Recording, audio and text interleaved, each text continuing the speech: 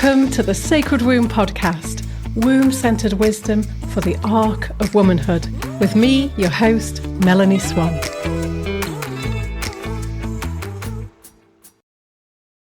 Hello everyone, welcome back. And today I'm talking about letting go and releasing what no longer serves us, and how unhelpful they are, and what they actually do, and what to do instead.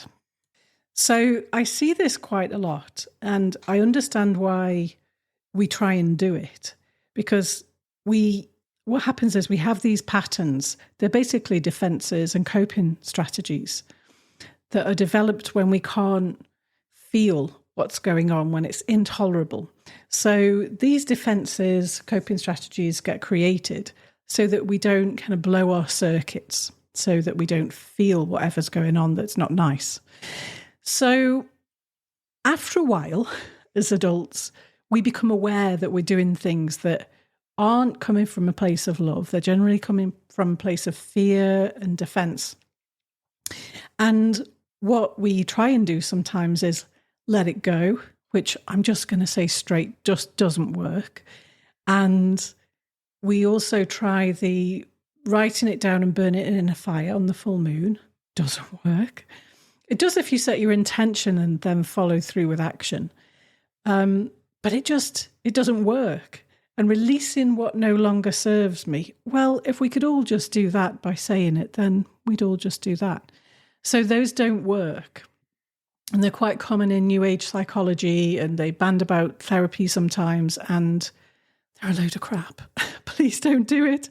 What we're actually doing when we're saying, I release what no longer serves me and I'm trying to let go, is we're trying to push it away.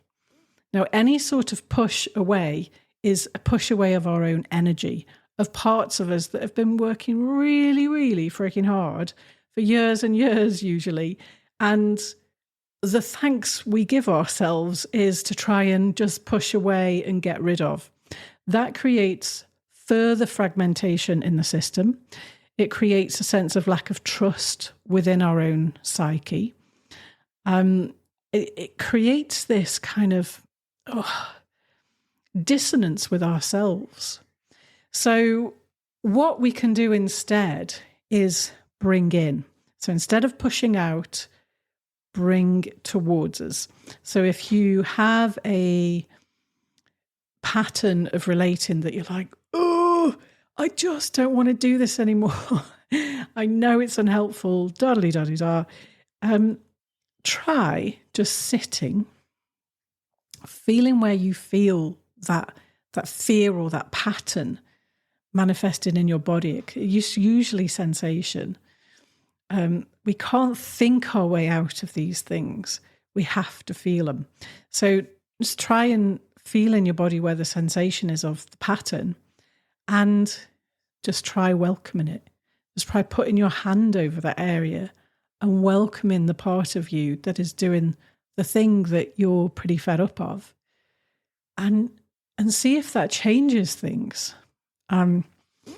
There's quite a few nuances to this, so I have recorded a practice for you.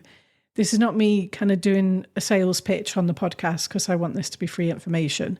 But I do want to give you an opportunity to go deeper. So I've recorded a practice for this. It's £3. I've made it £3 so that hopefully that's accessible for everyone, and it's like it doesn't even have to be a decision. So what happens, so you can download that, by the way, and it's available now. It's available in the Sacred Womb shop. Just go and download it and see what happens when you bring in. So I can tell you what happens when we bring in is, let's say it's one part of us that's doing a specific thing that we're fed up of. Instead of feeling further rejected, that part of us feels welcomed.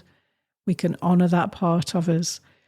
We can ask, like, how have you been helping me? Show me all the ways.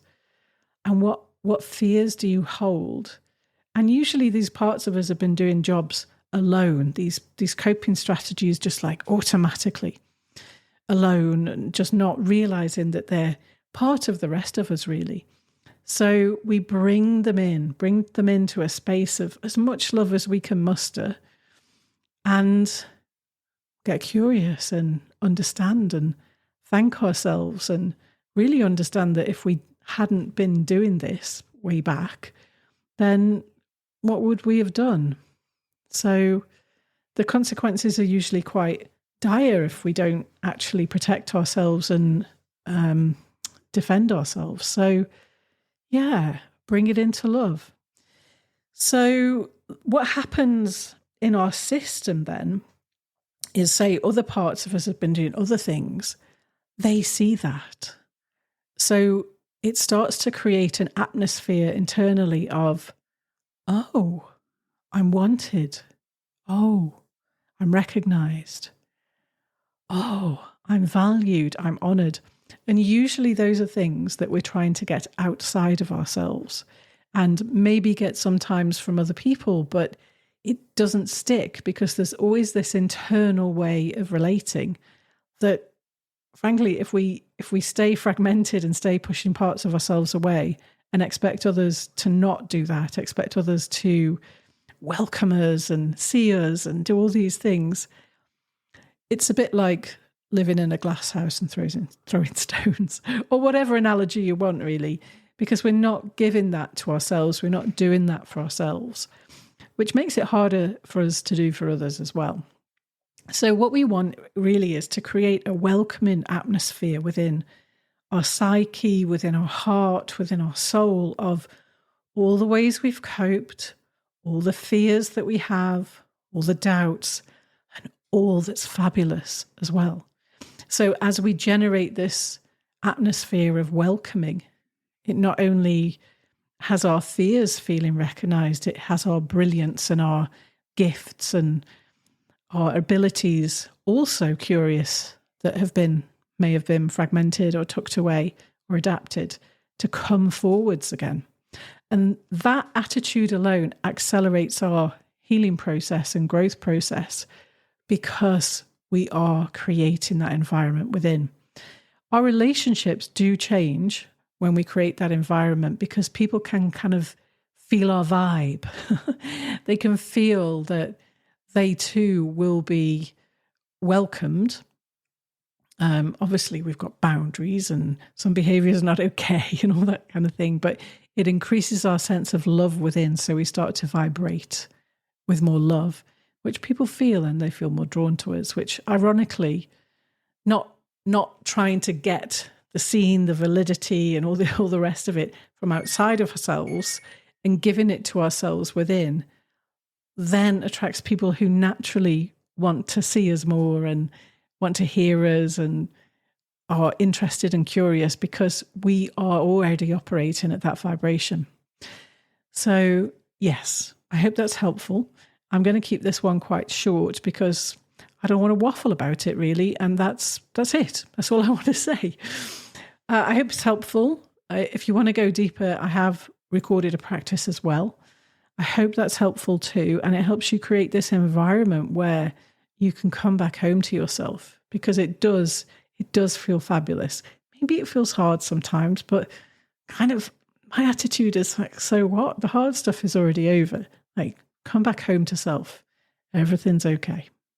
All right. I will see you next time.